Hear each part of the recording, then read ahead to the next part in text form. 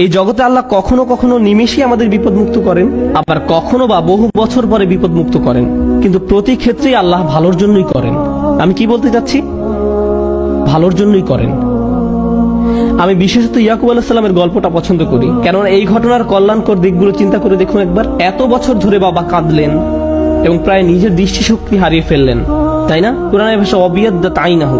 কোন কোন আলেম যেমন আলুসি রহমতুল্লাহ আলাইহি মন্তব্য করেন তিনি কাঁদতে কাঁদতে অন্ধ হয়ে গিয়েছিলেন। এখন এই পুরো সময়টা জুড়ে ইউসুফ আলাইহিস সালাম কোথায় ছিলেন? তিনি ছিলেন জেলে।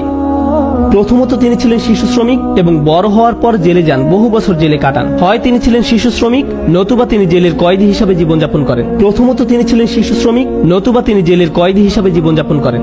সুন্দর জীবন ছিল না, এটা সুন্দর জীবন নয়। কিন্তু এরপরও যখন তিনি রাজার স্বপ্নের অর্থ বলেন এবং সেই স্বপ্নের অর্থ হয় যে পুরো অর্থনীতিতে 7 বছরের মধ্যে ধস নামবে, মানুষজন দুর্ভিক্ষে মারা যাবে, একজনই তখন সেই সমস্যার সমাধান জানতেন, তিনি হলেন ইউসুফ আলাইহিস সালাম। যদি তিনি জেলে না থাকতেন তাহলে রাজাকে সাহায্য করতে পারতেন না। বুঝতে পেরেছেন? যদি ইউসুফ আলাইহিস সালাম পুরোটা সময় নিজের বাবার সাথে কাটাতেন তাহলে এমন ঘটনা ঘটতো না। তাই এখন যেহেতু তিনি সেখানে রয়েছেন এবং স্বপ্নের ব্যাখ্যা দেন এবং বলেন আমিই পারবো সমস্যার সমাধান করতে, আমাকে সম্পদ রক্ষার দায়িত্ব দিন, আমিই পারবো সমস্যার সমাধান করতে, আমাকে সম্পদ রক্ষার দায়িত্ব দিন, এবং তিনি যখন এই কাজগুলো সম্পাদন করেন তখন কি হলো? লাখ লাখ বাবা মাকে আর কাঁদতে হয়নি, কারণ তাদের সন্তান ক্ষুধার যন্ত্রণায় মৃত্যুবরণ করেনি। একজন বাবা তার সন্তানের জন্য বহু বছর কাঁদলেন, কিন্তু তার একার কান্নায় আল্লাহ হাজার হাজার পরিবারকে কান্না থেকে বাঁচিয়ে দেন। কারণ তিনি যদি অর্থনীতি এবং ফসল না বাঁচাতেন পুরো দেশটাতে খরা হতো, মানুষ দুর্ভিক্ষে মারা যেত এবং যুদ্ধ সহ বিভিন্ন সমস্যার সূত্রপাত হতো। কখনো কখনো আপনি যে সমস্যার মধ্য দিয়ে যান সেটা শুধু আপনার নিজের জন্যই কল্যাণকর নয়, সেটা অনেকের জন্য সাদকায়ে জারিয়া পরিণত হতে পারে। আপনি সেটা জানেন না, কিন্তু আপনার ইমানের অবস্থা যদি নড়বড়ে হয় আল্লাহর উপর আপনার এমন বিশ্বাস থাকবে না। আর তাই এই নড়বড়ে ইমানের কারণে আপনি আল্লাহর দিক থেকে মুখ ফিরিয়ে নেবেন। তারপর আল্লাহ বলেন খসিরাত দুনিয়া ওয়াল আখিরাহ। যখন মানুষ এমন করে তখন তারা এই দুনিয়া এবং পরকাল উভয়টাই হারায়। এর মানে কি? আপনি যদি নিজেকে ধরে রাখতে পারেন, দেখুন আল্লাহ বলছেন লাকাদ খলাকনাল ইনসানা ফি কাবাদ, নিঃসন্দেহে আমি মানুষকে সৃষ্টি করেছি কষ্ট ক্লেশের মধ্যে। আপনি আল্লাহকে বিশ্বাস করুন আর নাই করুন, আপনার জীবনে চ্যালেঞ্জ থাকবেই। আপনি আল্লাহকে বিশ্বাস করুন আর নাই করুন, জীবিকা উপার্জন করতে আপনাকে প্রচুর পরিশ্রম করতে হবে, অসুস্থতার সাথে লড়াই করতে হবে।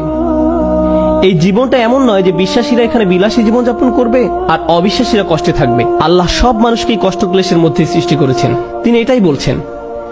এখন আপনি যদি ইমানের সাথে এই কষ্ট ক্লেশ অতিক্রম করতে পারেন তাহলে এই জীবনে যেমন আপনি সফলতা লাভ করবেন তেমনি পরকালীন জীবনেও সফল হবেন।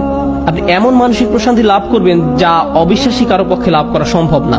আপনি এবং অবিশ্বাসী দুজনই অসুস্থ, কিন্তু আপনি অসুস্থ থাকা সত্ত্বেও প্রশান্তি লাভ করেন আর সে কোনো প্রশান্তি পায় না। আপনি এবং অবিশ্বাসী দুজনে একই ধরনের অর্থনৈতিক সমস্যায় থাকবেন, একই ক্ষুধায় থাকবেন, তারপরেও আপনার অন্তর প্রশান্ত। এত কিছুতে আল্লাহ আপনাকে শান্তি দিচ্ছেন, পুরস্কৃত করছেন, শান্তি দিচ্ছেন, তিনি এখনো আপনাকে রক্ষা করছেন।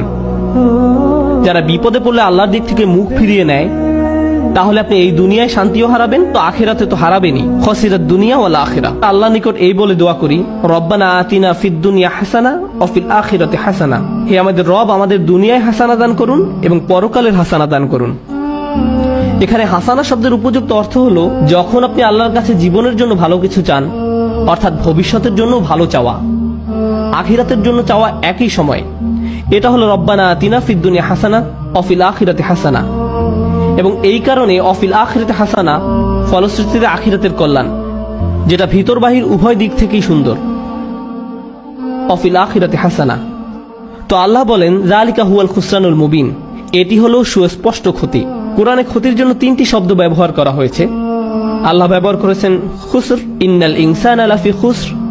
তিনি ব্যবহার করেছেন খসরান এবং খুসরান। খুসরান হলো মাজদার সিগাতুল মুবালাগা, চরম পর্যায়ের ক্ষতি, কল্পনাতীত ক্ষতি। আল্লাহ তাআলা যত ক্ষতির কথা বলেন তার মধ্যে সবচেয়ে খারাপ হলো এটা।